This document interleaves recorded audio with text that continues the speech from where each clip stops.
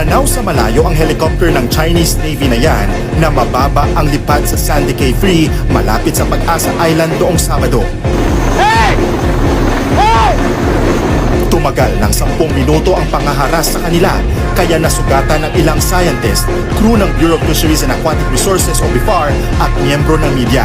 Pati ang researcher divers napaatras. Sabayan ng pambobomba ng tubig ng China Coast Guard sa resupply boat ng Pilipinas na Unaiza May 4 o UM4 nito rin Sabado.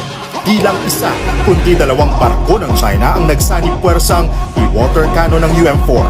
8 beses itong tinamaan.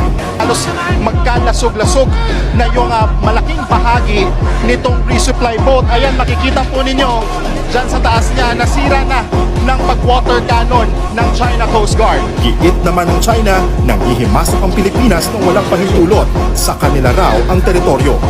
Banta pa nila kung magmamatigas pa rin ang Pilipinas, mapipilitan daw silang kumilos, kaya maghanda na lang daw tayo sa anumang kahihinatnan nito.